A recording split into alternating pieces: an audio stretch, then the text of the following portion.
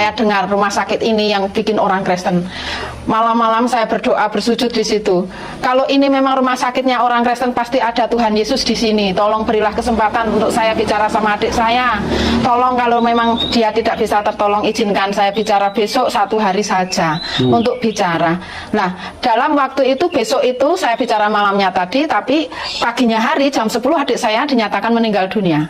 Saya berdoa lagi, bersujud, Tuhan tolong izinkan saya melihat adik saya mau bicara. Kalau setelah itu Engkau yang maha adil, yang maha agung, silahkan Tuhan, sekiranya hati kami diberi keikhlasan. Seperti itu saya bersujud, Tuhan dengarkan, hidup lagi. Tadinya sudah mati, sudah jam 10 mati, pagi. Jam 10 pagi sudah dinyatakan meninggal dunia. Karena itu apa yang dipasang di dalam apa itu nurut-nurutnya itu sudah benar-benar tidak ada. Rata. Sudah rata. Dokternya bilang, maaf ibu, kami sudah maksimal mungkin untuk tolong adik ibu, tapi adik ibu sudah tidak tertolong. Tidak, saya mau bicara, Tuhan Yesus pasti tolong waktu itu seperti itu. Padahal ibu masih di agama yang lama. Iya, masih di agama yang lama, karena saya hanya dengar rumah sakit ini yang membuat orang Kristen. Salam saudara, salam damai sejahtera bagi kita semua. Jumpa lagi di channel ini. Apa kabarnya saudara-saudara? Doa dan harapan saya, semua yang menyaksikan video ini dalam keadaan sehat-sehat saja ya. Amin. Ya, saudara, pada kesempatan ini kita akan mendengarkan satu lagi kesaksian dari satu keluarga muslim yang terima Yesus Kristus sebagai Tuhan dan Juru Selamat mereka. Karena mereka mengalami mujizat Tuhan Yesus, saudara. Ketika mereka mengalami sakit penyakit yang tidak kunjung-kunjung sembuh, mereka berdoa kepada Tuhan mereka. Mereka sholat dan berdoa kepada Tuhan mereka. Tetapi tidak ada mujizat yang terjadi di sana, saudara. Tetapi ketika mereka berdoa kepada Tuhan Yesus Kristus, mereka berseru-seru kepada Tuhan Yesus Kristus, mereka mengalami mujizat yang besar, saudara. Bahkan keluarga ini ada yang meninggal sekalipun dibangkitkan oleh Tuhan Yesus. Wow, kesaksian yang sangat luar biasa, saudara. Jadi mari sama-sama kita dengarkan kesaksian selengkapnya yang ada berikut ini. Semoga berikut video. Halo teman-teman semua, dalam Tuhan Yesus Kristus yang dikasihi Tuhan, saya mau bersaksi dari latar belakang kami semua orang muslim, dan ya dulu kami juga ngaji dan sebagaimana keagamaan kami lakukan. Dengan perjalanan waktu, benar dulu kami pernah, saya pribadi itu sangat tidak suka dengan orang-orang Kristen. Saya tidak tahu kenapa itu. Tetapi dengan perjalanan waktu, di mana kami tidak mengenal kebenaran, tapi yang kami buru adalah kedagingan, yaitu hanya duniawi dan duniawi. Satu kali kita punya masalah yang luar biasa besar, tapi yang kita pahami, kita tahu, maaf, waktu itu kami hanya ke orang pinter dan orang dukun juga seperti itu. Tapi yang kita dapatkan bukannya damai sejahtera, melainkan itu hanya membuat kita semakin membenci satu sama lain. Dan kita sendiri itu tidak ada rasa untuk mengampuni orang. Nah, itulah yang membuat saya ini bingung loh. Saya berdoa, saya sembahyang, saya puasa, tetapi di dalam hati saya tidak ada damai sejahtera, itu tidak ada. Tetapi di mana, maaf, waktu itu saya memahami sedikit karena saya juga tidak begitu paham soal bahasa Arab. Tapi di situ ada Al-Yaqurf ayat 61 yang mengatakan li ilmu lisati wa tamtaruna wa tabi'uni hada siratal mustaqim, yang artinya di situ Tuhan berfirman, Isa itu mengatakan, janganlah engkau ragu-ragu tentang hari kiamat itu ada, ikutlah aku jalan yang lurus. Dari situ, nah, Tuhan itu waktu itu saya berdoa di atas rumah saya menghafalkan Fatihah waktu itu. Fatihah 7 kali tanpa bernafas, ya. Tanpa bernafas. Iya. Jadi seperti ini.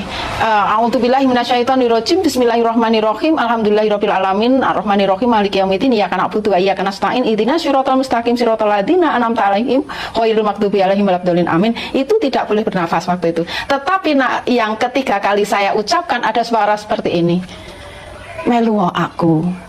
Oh, suara. Betul, suaranya halus sekali. Terdengar di telinga. Di telinga, meluo aku. Itu jam 12:30 malam. Saya turun. Sholat tahajud. Iya, saya turun dari atas. Suami saya tidur, anak saya tidur. Siapa tadi yang panggil saya, bicara saya? Saya lanjutkan lagi.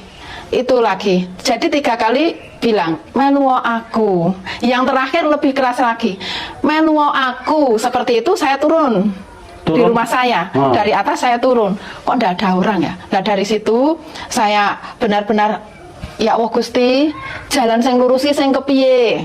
Ya Tuhan, ya Allah, jalan lurus itu yang bagaimana? Pimpin saya. Seperti itu.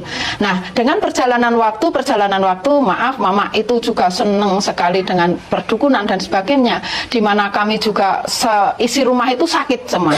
Sakitnya yang tidak kunjung sembuh, berkali-kali ke rumah sakit, pulang mama dan juga bapak dan saya sendiri suami gitu. Nah, setelah terakhir kali yang membuat saya benar-benar Tuhan izinkan adik saya kecelakaan, dirawat di ruang ICU Ken Saras. Saya dengar rumah sakit ini yang bikin orang Kristen.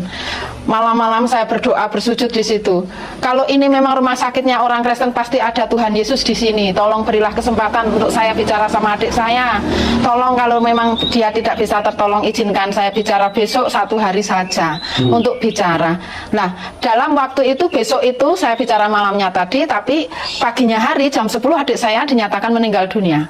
Saya berdoa lagi, bersujud, Tuhan tolong izinkan saya melihat adik saya mau bicara. Kalau setelah itu Engkau yang Maha Adil, yang Maha Agung, silahkan Tuhan, sekiranya hati kami diberi keikhlasan. Seperti itu saya bersujud, Tuhan dengarkan, hidup lagi. Tadinya sudah mati, sudah jam 10 mati, pagi. jam 10 pagi sudah dinyatakan meninggal dunia. Karena itu apa yang dipasang di dalam nutnya itu sudah benar-benar tidak ada, sudah rata. Dokternya bilang, maaf ibu, kami sudah maksimal mungkin untuk tolong adik ibu, tapi adik ibu sudah tidak tertolong. Tidak, saya mau bicara, Tuhan Yesus pasti tolong waktu itu, seperti itu. Padahal ibu masih di agama yang lama. Iya, masih di agama yang lama, karena saya hanya dengar rumah sakit ini yang membuat orang Kristen, hanya seperti itu. Boleh tahu Bu, kenapa kok ibu di rumah sakit itu kok berdoa kepada Tuhan Yesus? Apa yang terjadi pada waktu itu? Karena dari kebingungan saya. Dari kebingungan? Iya, karena maaf, waktu itu saya berdoa seperti ini, seperti itu, tidak ada damai sejahtera. Saya bingung, tidak ada mujizat sama sekali. Yang jelas malah maksudnya ibu sudah berdoa di keyakinan ibu yang lama, tapi tidak ada mujizat? Tidak ada, hanya kecewa, sakit hati, dendam, amarah, kebencian, hanya itu. Lah setelah saya bersujud di situ, adik saya dinyatakan hidup kembali. Selamat ibu, adik ibu masih hidup. Nah, saya bersyukur sama Tuhan Yesus, walaupun saya mau lihat Injil aja belum pernah lihat. Belum pernah. Mau bicara sama Pak Pendeta saja, pendeta itu yang bagaimana, saya nggak pernah lihat. Seperti itu. Jadi intinya waktu itu hanya berdasarkan saya imani Tuhan, orang Kristen itu benar-benar luar biasa. Saya tak kerungu, yang saya dengar, orang mati bisa dihidupkan. Itu. Nah, setelah itu adik saya bicara, dia nangis dan sebagainya, dan setelah dia meninggal benar-benar kami dalam keadaan yang ikhlas, seperti itu.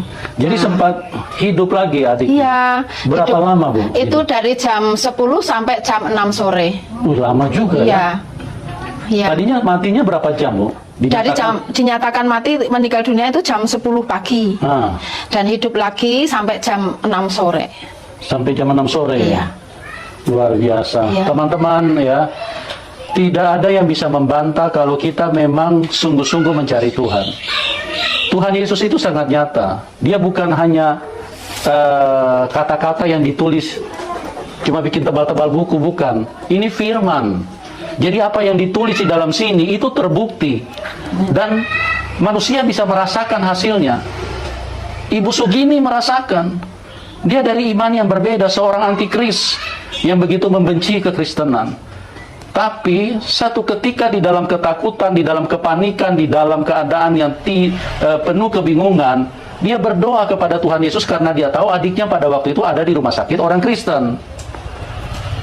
Dia berdoa. Nah, Tuhan buktikan bahwa nama Tuhan Yesus itu adalah nama di atas segala nama. Pada waktu dia memanggil, Tuhan kasih kesempatan adik saya untuk hidup, Tuhan Yesus buktikan loh. Ini berlaku bukan hanya untuk Ibu Segini. Siapapun Anda yang menyaksikan acara ini, Anda butuh mujizat, panggil nama Tuhan Yesus. Amin. Dan itu akan dinyatakan di dalam hidupmu. Dan inilah kasih, inilah Tuhan yang benar, yang hadir di dalam kehidupan kita. Untuk apa? Supaya kita semuanya bisa tertolong. Kita semuanya bisa merasakan kebaikan Tuhan. Bisa mengalami mujizat Tuhan.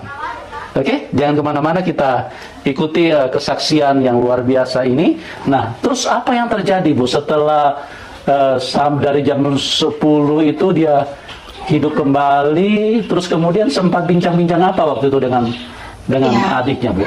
Saya bincang-bincang. Kalau kamu mau kembali kepada Yang Maha Kuasa, ikhlaskanlah semua yang ada di dunia ya, Nang.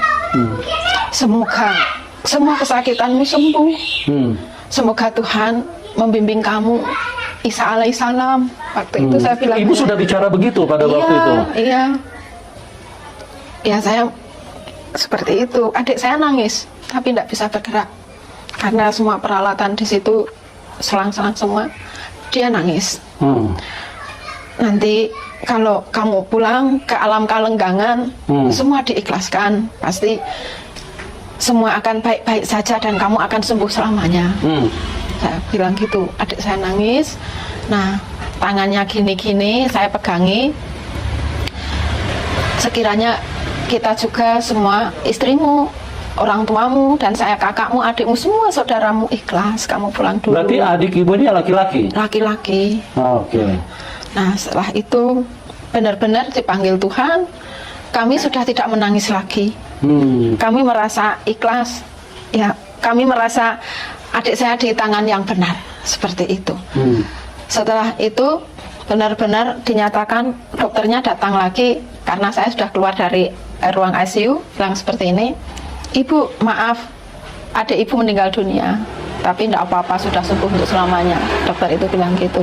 "Terima kasih dokter, terima kasih." Saya berterima kasih. Seperti itu. Nah, sudah. Setelah itu dalam hati saya benar-benar, Tuhan wong Kristen ki kok membuat hatiku damai, seperti itu. Membuat hati saya damai, nyaman. Nah, setelah itu kami selesai, adik saya meninggal, dan dengan adanya sakit dan sakit, saya sendiri sakit, orang tua sakit, suami saya sakit. Nah, dengan keadaan kami yang terjepit lagi, tapi waktu itu benar-benar kami belum kenal Tuhan Yesus secara maksimal, karena kami belum kenal pendeta manapun, belum, ya toh. Lah, adik saya punya masalah mau dijodohkan sama, maaf waktu itu anak dukun. Jadi saya berontak sama adik saya, tetap melanjutkan hal yang itu. Jadi intinya kami ketemu sama Pak Pendeta waktu itu.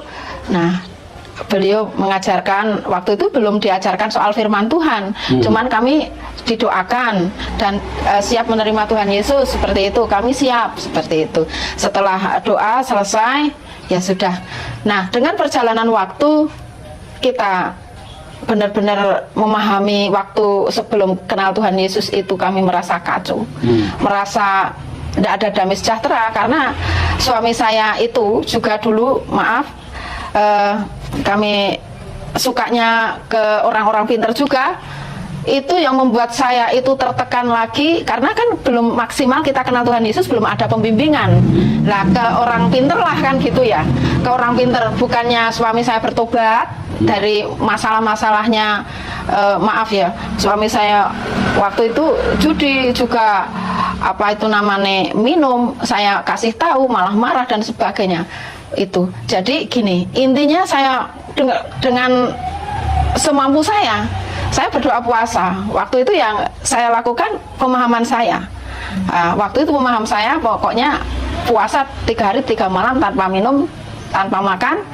Tolong Tuhan, aku ingin ketemu Tuhan yang benar-benar lurus, Tuhan saya. Tolong Tuhan Yesus, tolonglah saya, pokoknya saya seperti itu. Walaupun beberapa waktu yang lalu sudah dengar itu melu aku, tetapi kan saya tidak respon. Dan juga belum mengerti siapa Tuhan Yesus, ya? Belum mengerti sama sekali. Nah, setelah saya berdoa dan puasa, benar-benar Tuhan itu menemukan saya dengan seorang pendeta yang dari Delanggu sana. Nah, dari Delanggu sana untuk membimbing kami, dan terjadi juga keyakinan iman saya lebih tumbuh lagi dikarenakan apa? Mama saya pulang dari pasar itu sehat walafiat. beliau nyuci, nyapu dan sebagainya. Maaf karena beliau dulu belum kenal Tuhan Yesus, jadi semua anaknya itu dimarah-marahi, termasuk saya. Dimarah-marahi tidak habis-habis. Setelah saya selesai dimarahi, saya pulang. Jam 1:30 malam tiba-tiba mama itu sakit tidak terasa. Beliau tiba-tiba buang air kecil, buang air besar tidak terasa. Itu kira-kira jam 2:30 pagi. Nah, adik saya panggil saya, "Mak, dade ayah, mama, kau ngopo iki kok ngene iki piye?" Seperti itu. Saya datang, nah setelah itu, tapi saya juga kenal Tuhan Yesus ya belum begitu mahir karena belum begitu paham. Walaupun ya memang pendeta itu mendoakan kita. Tetapi untuk pegang kitab Injil waktu itu belum. Jadi saya hanya punya berdasarkan keyakinan. Mama, aku ditulungi, mbok saya ditolongi. Mama pengen ngerasa kayak sakit, saya bilang gitu. Wes aku manut kowe. Ya wes, percaya mbek Tuhan Yesus yo berdoa. Nah, dari situ mama percaya sama Tuhan Yesus, merasakan pengen ke belakang dan merasakan sakit tenan. Nah, itu kuasa Tuhan. Saya berdoanya cuma seperti ini, Tuhan Yesus tolonglah sama mama, berilah rasa sakit supaya beliau merasakan mau ke belakang atau kemana, Tuhan izinkan beliau merasakan akan hal itu. Dalam nama Tuhan Yesus, amin. Seperti itu. Lah, tiba-tiba mama jam 4:30 pagi, wah aku mbok gone rumah sakit, saya mbok dibawa ke rumah sakit. Sebentar toh mak, nek yahene iki rumah sakitnya rung buka, saya bilang gitu. Sebentar dulu. Nah, puji Tuhan, waktu itu juga langsung kita bawa ke rumah sakit, merasakanlah apa yang dirasakan. Nah, dari situ iman saya semakin timbul lagi dengan meminta tolong sama Pak Pendeta yang ada di Delanggu itu, Pak tolong layani kami karena saya tidak tahu bagaimana caranya ngaji kan gitu. Saya bilang ngaji ini kitabe sampean, kitabe sampean itu, oh ya siap saya tak ke rumah jenengan. Sekarang mama saya di rumah sakit. Nah, beliau langsung ke rumah sakit nginjili mama, seperti itu sing lebih lanjutnya. Dan setelah itu mujizat demi mujizat kami rasakan. Damai sejahtera dari keluarga kami mulai kami rasakan. Yang namanya dulu tidak pernah namanya mengambil. Ya. Oke, silakan dilanjutkan Ibu. Ya, setelah saya mengenal kasih Tuhan, pendeta itu dengan bimbingan Roh Kudus saya percaya, karena tanpa adanya hati yang ikhlas tidak mungkin sejauh Delanggu sampai di sini seminggu sekali beliau melayani kami pakai motor, hujan deras dan sebagaimana mungkin. Itu betul-betul luar biasa rencana Tuhan. Nah, dari situ suami saya belum mau bertobat. Kalau kami memuji Tuhan, dia pergi. Kalau kami ada pelayanan, dia pergi seperti itu. Nah, tapi dengan kasih Tuhan yang luar biasa, yang Tuhan saya imani, damai sejahtera itu pasti ada. Amen. Jadi dengan perjalanan waktu, mama sudah terima Tuhan Yesus, Mbah Kakung suaminya mama sebelum beliau meninggal juga sudah terima Tuhan Yesus. Itu yang membuat saya sukacita. Karena benar-benar saya merasakan damai sejahteranya Tuhan itu benar-benar membuat satu, hati nyaman. Dua, kecemasan, khawatir apapun itu benar-benar tidak ada. Karena di saat saya bersujud sama Tuhan, Tuhan Yesus, sungguh di dunia ini penuh orang-orang yang jahat, tetapi di tangan kuasa-Mu saya berserah penuh. Saya tidak mau hidup khawatir ataupun cemas. Saya mau hidup sukacita bersama Engkau, bersorak-sorai selamanya bersama Engkau, memuji-muji nama-Mu bersama Engkau. Dengan perjalanan waktu, saya terima Tuhan Yesus. Ya, namanya juga kita orang, teman-teman saya mengatakan, loh, kamu jadi Kristen kafir najis. Waduh, saya tidak kafiran, saya bilang gitu. Saya ke tangan yang benar. Ya maaf kalau anggapanmu seperti itu urusan kamu. Tetapi yang penting saya mendoakan kamu yang terbaik, seperti itu. Jadi waktu itu beberapa saat juga mereka menjauhi saya dikarenakan saya terima Tuhan Yesus. Dan saya kan sebagai pedagang bunga potong, untuk itu ada orang-orang yang mengintimidasi lah seperti itu. Wah, kamu jangan beli bungane gini, wong bungane gini ki saiki dadi wong Kristen, seperti itu. Nah, dengan seperti itu juga saya merasa, loh, kok jadi seperti ini, tengkulak-tengkulak, maksudnya pedagang-pedagang yang saya layani mundur satu persatu. Waduh, ini bagaimana? Tetapi saya tetap bersujud sama Tuhan. Tuhan pulihkan. Tuhan, aku percaya rencanamu lebih luar biasa. Dengan seperti itu Tuhan, saya percaya Engkau sendiri yang akan mengembalikan bisnis-bisnis saya. Nah, dari situ Pak, saya dengan berjalan waktu ke sini, dari setelah saya terima Tuhan Yesus itu benar-benar mujizat damai sejahtera ada, mujizat yang lain kesembuhan, dan sebagaimana yang dulu mama itu sakit-sakitan, tapi kami percaya Tuhan Yesus akan mengangkat semua kesakitan itu. Amin. Luar biasa, mama sendiri waktu mau operasi dan sebagainya, nah juga kita doa puasa, Tuhan yang tolong yang jamah, seperti itu.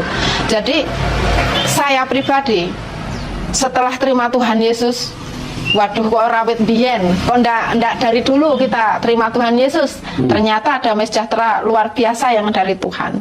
Nah, dengan perjalanan waktu, pendeta kami yang ada di Indranggur 2 tahun melayani kami diserahkan ke Pak Pendeta Budi tadi.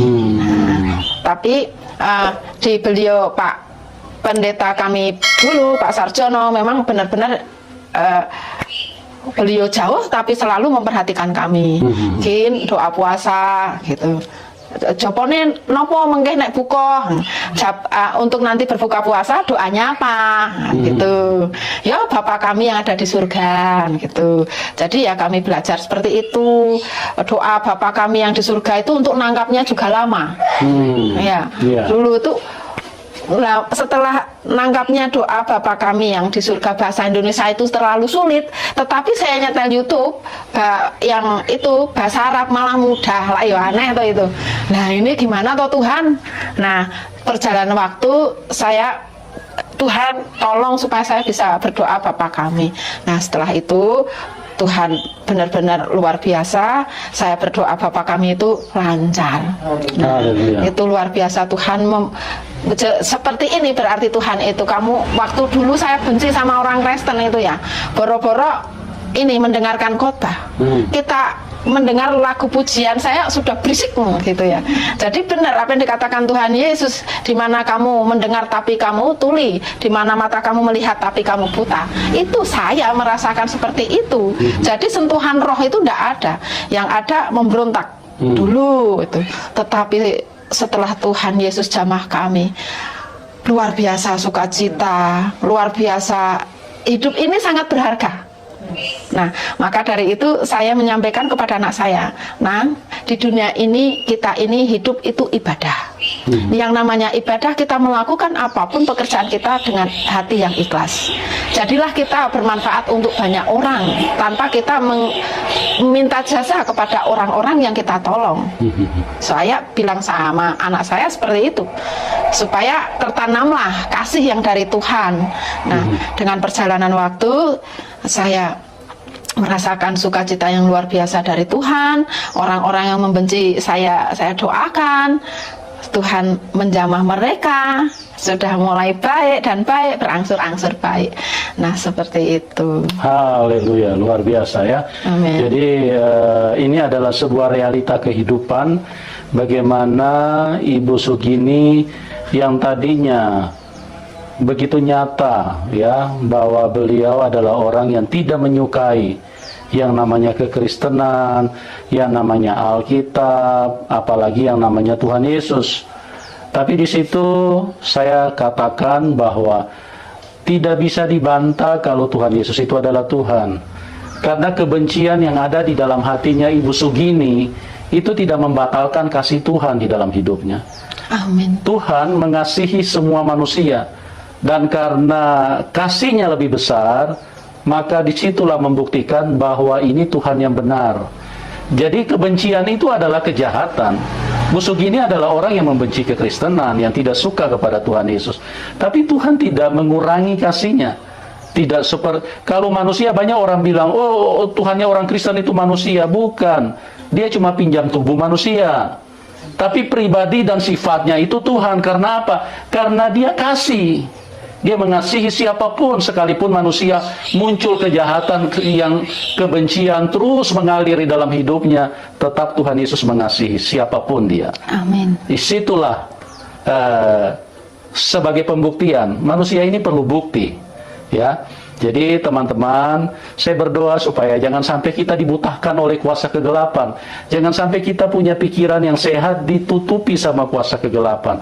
Karena iblis berusaha untuk supaya kita tidak mengenal Tuhan Yesus, ya. Dan kuasa Tuhan itu juga jauh lebih besar. Tidak bisa dibantah kalau Tuhan Yesus adalah Tuhan. Sekalipun Ibu Sugini dengan penolakan yang begitu kuat di dalam imannya yang dulu bahwa saya membenci kekristenan, tetap kuasa Tuhan Yesus jauh lebih besar, ya. Pertahanan sehebat apapun untuk kita membentengi diri kita, tetapi kuasa Tuhan lebih besar. Kalau Tuhan Yesus berkehendak, siapapun itu akan menjadi percaya kepada Dia dan akan menyembah Tuhan Yesus. Karena hanya Tuhan Yesus yang mengasihi hidup manusia, yang bisa bawa manusia ke surga. Ya, itulah sebuah kenyataan yang saya berdoa supaya ini menjadi berkat. Karena banyak manusia yang diintimidasi sama setan. Mereka selalu dicekokin dengan pikiran-pikiran, masa Tuhan berkolor? Ini kan intimidasi setan yang tidak disadari manusia, ya. Masa Tuhan mati disalib? Masa Tuhan lahir dari rahim wanita? Itu semua intimidasi setan, ya. Itu adalah sebuah proses kehidupan yang kalau manusia mau berpikiran yang sehat, yang normal, semuanya kehidupan itu prosesnya seperti itu. Kalau lahir ya pasti lahir dari rahim wanita. Masa lahir dari rahim pria? Ya, masa lahir dari rahimnya hewan? Ya, dia manusia, dia harus lahir dari rahimnya manusia. Itu proses kelahiran seorang manusia. Makanya saya katakan Tuhan Yesus itu hanya pinjam tubuh manusia. Untuk apa? Supaya Tuhan ada di tengah-tengah manusia. Manusia tidak kenal Tuhan, tapi Tuhan datang untuk menyelamatkan manusia. Ya, luar biasa. Nah, Ibu boleh cerita nggak, Bu? Dulu Ibu kan tidak suka sama orang Kristen, kan, ya? Itu tindakan yang Ibu munculkan seperti apa? Kalau misalnya Ibu tidak suka, Ibu seperti apa ekspresi Ibu? Ya, dulu kan saudara kami ada yang Katolik, no. Lah di situ ada sembahyang. Ya. Lah saya waktu itu dipanggil beliau, "Nok, tolong ya, Nok, tolong ini nanti bikin ke minum karena di sini ada mau sembahyangan," kan seperti itu. Ya, gitu. Lah, waktu di situ ada menyanyikan lagu-lagu pujian. Nah, itu saya bencinya minta ampun. Dan waktu itu juga saya bilang gini, aku mau pulang aja, nggak mau bikin minum orang Kristen. Seperti itu, itu benar waktu itu. Saya masih kecil waktu itu. Saya benci banget, jadi saya langsung pulang. Kan rumahnya di Junggul sana. Jadi tidak mau bikinkan minum? Tidak mau, kan gitu. Nah, dari situ, karena dulu itu kami, maaf ya, ojo edak-edak wong Kristen, jangan dekat-dekat orang Kristen, nanti kamu disalib dipaku, kan gitu. Nah, jadi intinya kami ini dari satu pemberontakan karena ketakutan, ya toh? Nah itu takut jadi orang Kristen. Takutnya dipaku itu loh. Oh, takutnya dipaku. Karena kan pemahaman dulu itu seperti itu. Jadi kalau kami ke sana untuk pas mereka ada sembahyang ibadah, saya enggak mau masuk seperti itu. Nah, karena dengan doktrin yang dulu itu pokoknya kamu jangan dekat-dekat sama orang Kristen, nanti kamu disalib. Seperti itu. Nah, untuk pemahaman salib dan penyaliban itu, setelah saya terima Tuhan Yesus, saya merasa nyaman sama Tuhan Yesus dan Tuhan memberi saya apa yang saya inginkan, yaitu damai sejahtera, dan kelebihannya pokoknya saya tidak bisa ceritakan karena banyak ya. Saya bisa menjawab pertanyaan teman-teman saya. Ngopo Cik, kalau mereka panggil saya Caci, katanya Cino Ireng ya, terserah mereka kan gitu. Ngopo Cik kok wong Kristen donggo simbol salib? Nah yo salib itu kalau bagi kami, kan dulu itu saya sebelumnya bertobat ngawur, hidup saya ngawur, hidup saya penuh dosa. Nah hidup saya itu namanya juga ngawur, dosa itu hal yang biasa saya lakukan. Nah karena saya sudah dibaptis, didusi seperti itu. Nah nek didusi kuwi maknane apa kan, dia tanya gitu. Kita mau berjanji menanggalkan manusia lama, yaitu berubah menjadi manusia baru. Nah, dengan adanya kita dimasukkan ke air, disilap-silap ke air, dengan kita berdoa, Tuhan saya mau belajar hidup baru, itu yang saya doakan. Dan yang namanya lambang salib ialah yang saya pahami, salibkan kedaginganmu. Lah kedagingan ki opo? Pertanyaan gitu. Perdagingan itu ya seperti waktu saya itu dulu sebelum bertobat, satu ngapusi. Nah, dua maaf, namanya juga orang dunia, yo berzina barang itu, nyolong dan sebagaimana itu kita tanggalkan karena kita mau lahir baru, hidup baru dengan adanya dicelup-celup ke tadi atau disilep-silep ke di air, dengan adanya lahir baru. Nah, dengan adanya salib ini, makanya salibkan kedaginganmu, rangkumannya semuanya itu. Saya bilang gitu sama teman-teman. Oh, ngono ya, kan seperti itu ya. Jadi jangan salah paham soal salib. Seperti itu. Yang saya pahami, pokoknya salibkan hawa nafsu kedagingan duniawi iki. Cik lah, nggak mungkin cok poso pora. Cik kamu itu cok doa puasa ndak? Ya doa puasa lah. Wong Tuhan Yesus sebelum itu pun puasanya 40 hari. Jujur kamu ngikuti, ya saya belajar. Nah, seperti itu. Belajar ngikuti apa yang di Alkitab ada. Karena sebagaimanapun juga awak dhewe iki bila dekat sama Tuhan itu dengan doa puasa. Seperti yang jenengan lakukan di bulan Ramadan mungkin kurang lebihnya sama. Saya bilang gitu mungkin, tetapi pemahaman saya pokoknya Tuhan Yesus itu mengurapi orang yang benar-benar mau merendahkan hati. Ya, Bapak Ibu Saudara sekalian, demikian kesaksian yang sangat-sangat luar biasa dari keluarga Muslim ini ya. Mereka telah menemukan jalan keselamatan yang kekal, yaitu di dalam Yesus Kristus. Hanya di dalam Yesus Kristus ada kesembuhan, ada mujizat yang terjadi. Itu hanya ada di dalam Yesus Kristus ya saudara. Di dalam Yohanes 14 ayat 6 dikatakan di sana, kata Yesus kepadanya, Akulah jalan dan kebenaran dan hidup. Tidak ada seorang pun yang datang kepada Bapa kalau tidak melalui aku atau melalui Yesus Kristus sendiri, saudara ya. Jadi saudara, keluarga Muslim ini telah menemukan jalan yang tepat, ya. Karena hanya Yesus satu-satunya jalan menuju keselamatan, yaitu surga.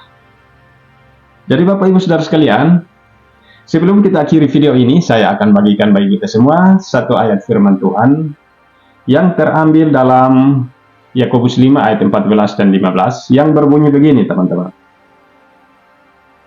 Kalau ada seorang di antara kamu yang sakit, baiklah ia memanggil para penatua jemaat supaya mereka mendoakan dia, serta mengolesnya dengan minyak dalam nama Tuhan. Dan doa yang lahir dari iman akan menyelamatkan orang sakit itu. Dan Tuhan akan membangunkan dia. Dan jika ia telah berbuat dosa, maka dosanya itu akan diampuni. Wow, luar biasa ya ayat firman Tuhan ini. Ya, Bapak Ibu Saudara sekalian, demikian kesaksian dan firman Tuhan yang sudah kita dengar bersama. Kiranya firman Tuhan dan kesaksian yang sudah kita dengar bersama boleh menjadi berkat bagi kita semua. Terima kasih, Tuhan Yesus memberkati. Shalom.